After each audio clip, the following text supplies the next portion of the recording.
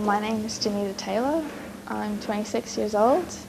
I was born in Ayr, which is just south of Townsville, and throughout my life I've slowly moved down the east coast. And I converted to Islam, I think it was 2007. It's funny, I don't remember exactly what it is.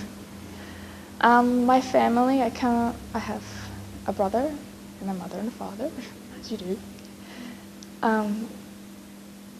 My mother and father, I don't want to label them with religious things. I think they would be titled as agnostic, if not atheist. My brother, I have a running joke when I talk to people about my brother. I call him, he makes atheism look like a fundamentalist religion. But that has its history as well. Let's talk about my mum comes from Bundaberg, and in her religious experience, she lived in a time where Protestants walked on this other side of the road of Catholics. So I think that has a profound effect on her affiliation with any religion. And that sort of thing also affects my brother's affiliation with religion. My father's family are Baptists. And I used to go to church with Grandma and Granddad. And I would actually ask to go to church with them. And I would ask my mum to take me to Sunday school, which I'm sure she didn't mind because it's free babysitting.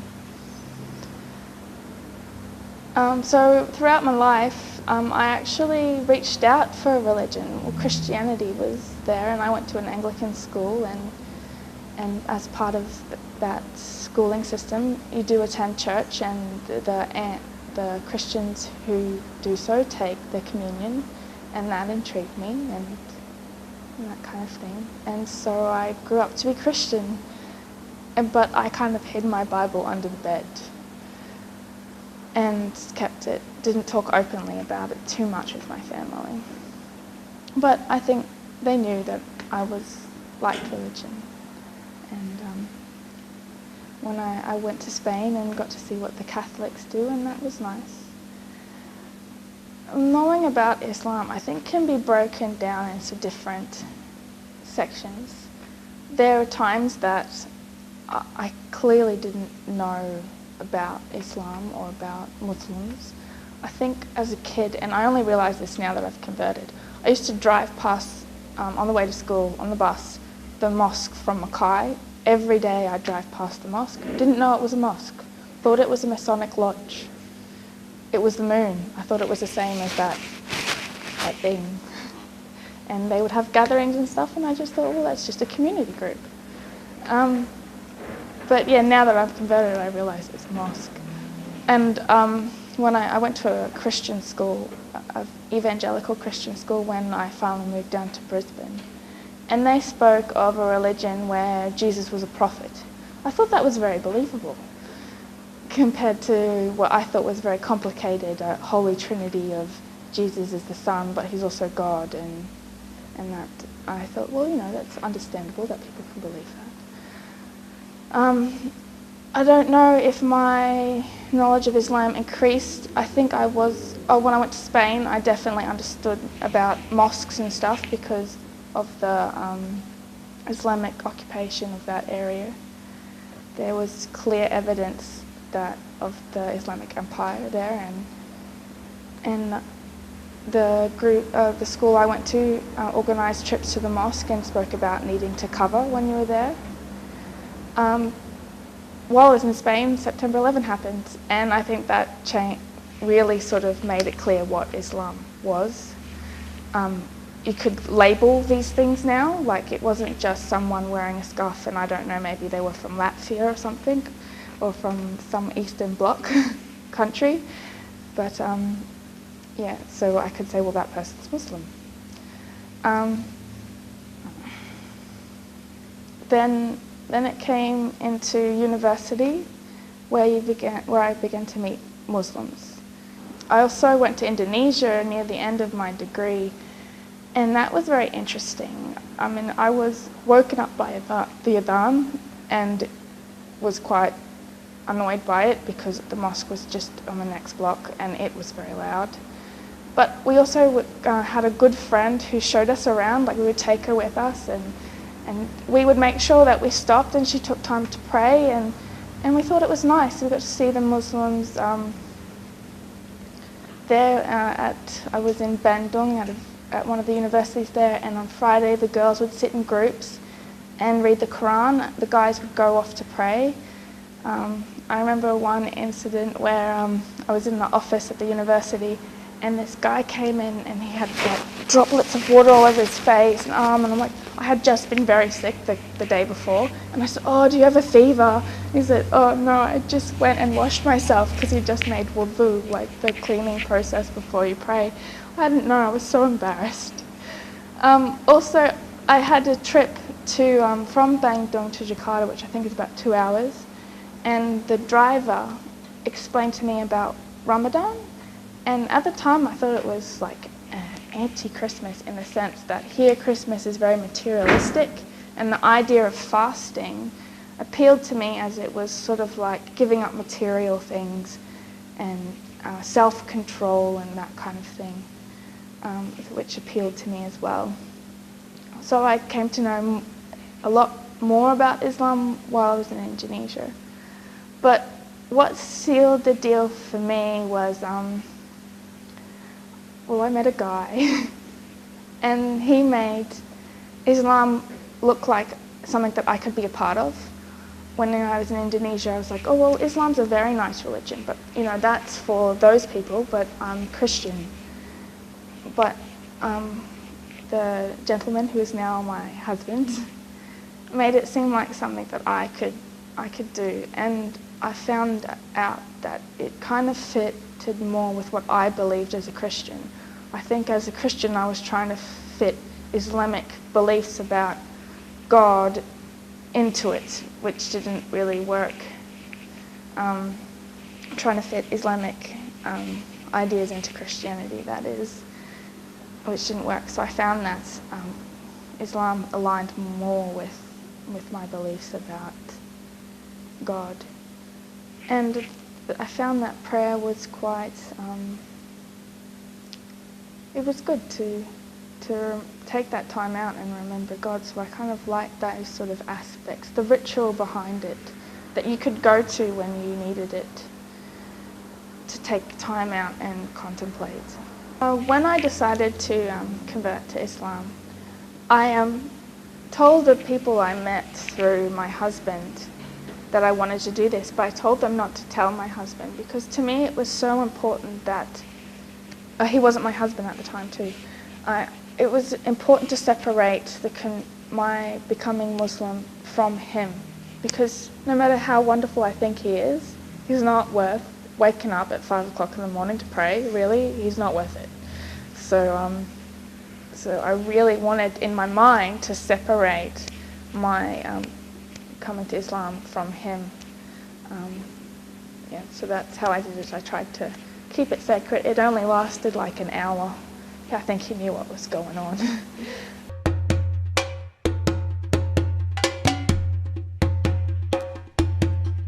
When it comes to the reaction from my family about me converting, you've got to keep in mind that there's a guy involved, and my husband is from the Arabian Peninsula, and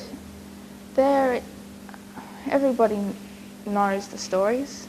I don't think I need to mention any stories. We know they're there. Some of them are in the media a lot, about the way that people from, I wouldn't necessarily say from Islam, but people from certain areas in the world that don't treat their women very well. I think they wouldn't have minded if he was an Australian Muslim, like a couple of generations. They would have seen him, oh, well, that's just his heritage. But I think it was more a problem with the location. I think they were just genuinely concerned that I was being pulled along on something that could drag me into a lot of danger. And there are plenty of stories where that has happened, and I'm very fortunate to have a very good husband who treats me the way that Islam expects a man to treat you, which is very well. probably don't treat him that well though. My friends, I'm not a big social person. My housemate at the time was like, oh yeah, whatever. Probably a bit sad that we couldn't drink anymore, but she's pretty much happy just to stay being my friend because, you know, it's convenient to have friends. And so she just hung out and we just kept it as it was. It's more with the people who you're not that close with, well, that I'm not that close with, that were a bit apprehensive. And I guess the big question is why, and yeah, why?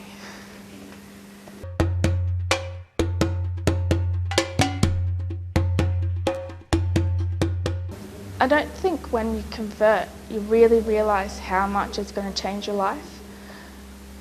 Like, for example, the family might want to go down to the tavern to have a meal, and maybe, especially if you're wearing a scarf, it doesn't really feel like something you want to do. I don't think there's necessarily anything wrong with hanging out in the tavern, but it's that environment, and I don't know, I just feel uncomfortable. And you don't realise, like, everything, not everything, but a lot of things that you used to do, you just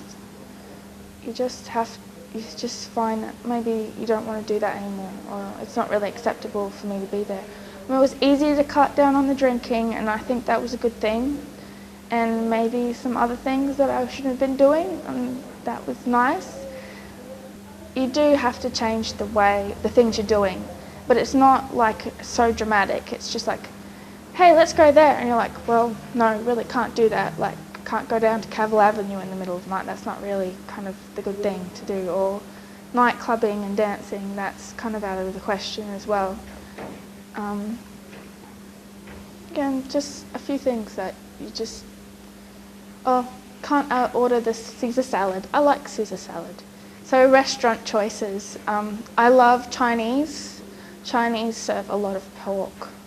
So that was sad because my brother knows Mandarin, and he just loves to share his culinary explorations with the rest of the family, and that was hard for him and hard for me because most Chinese restaurants serve a lot of pork.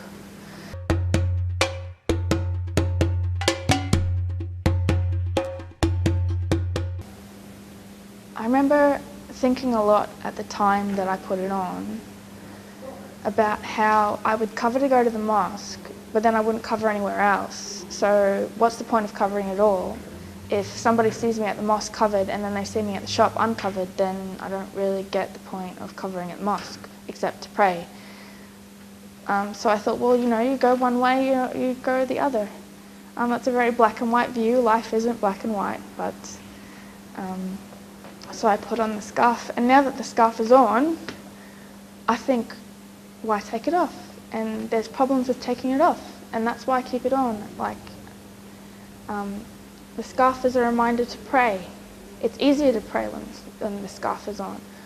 I know in Indonesia, the girls used to carry around this small pouch and it had their prayer kit in it with their hijab and their skirts. And that didn't really appeal to me. I've got it all on already. Just wash up and then pray. And whereas I can see me skipping prayers if I need to put the whole thing on and pray. And I can pray on the side of the road. I can pull over, I've got the kit on, can just pray.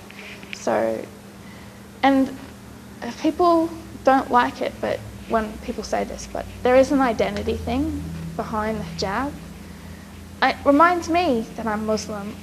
I get beeped at sometimes when I'm at the lights because I've got a manual car and it takes me a while to get off the lights, and I just want to flip them the bird.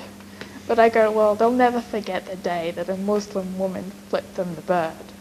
So, and I don't think that's very much behaviour coming of a Muslim woman to do such things or yell or scream, or so it puts me in check, you know.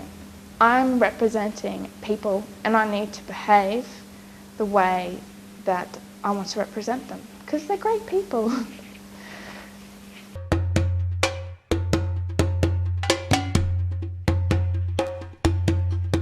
So how does it change my life? Well, I'm an engineer, I work with men. and I have to cover, and that's fine. I try not to let it bother me. I went into my interview and I just said whatever, and my confidence got me the job. They said I was the best, one of the best that they had. It's a little bit different when I go on site, and there's some people who are a bit uncomfortable with it, but when I get talking, they go, well, she knows her stuff, she knows this all right. And the only problem is the not shaking hands thing, which is part of our scarf, our covering, our modesty. That's a real off-put. I mean, to someone stick out their hand and you not shake it, it's really hard on them actually, and that's something that's a struggle for me. I'm very fortunate to be married to someone from the Arabian Peninsula, where I can see what their life is like and compare it to mine. The only problem with being an Australian Muslim is that I'm automatically part of the migrant community, although I don't know how far my family goes back, but we've been here for a while. So that's the only thing that kind of makes me feel uncomfortable. I think that Islam is completely compatible with the Australian way of life. I think that the Australian values really align with Islam, about concern about people, and it's actually my husband's who's got to change the way his attitude was. It's surprising that coming from a so-called Islamic country, they don't value people the same way that we do. I know that's an awful generalisation, but he was telling me about the high number of car crashes and how he was surprised on our long road trip to visit my mum, how we were counting down the people that had unfortunately passed away on that road. He said, well, if only we started valuing people like that. And so, like, that's just an example of how I think those values as Australian are the same values that are represented in Islam. I guess about women working is that just like the women's rights movement had fought for women to be able to choose between the home and work, Islam lets us choose between the home and work, as long as we look after our family. And I think that's what any woman, whether she's Muslim or not, needs to keep in mind. Just that's all I think Islam is asking women to do, is care for your family. Don't let your children suffer because you're working long hours and they never see you, and that's not nice. And I think that's what they mean. Personally, I'm not a religious scholar, but I think that's what they're telling us. And the best thing about Islam is when you do work, your husband doesn't get dibs on your dough. So, which is quite a burden for the husband, but you have the right to keep it, and if you want to give some to him, well, that's good for you and good for him, but it's your choice.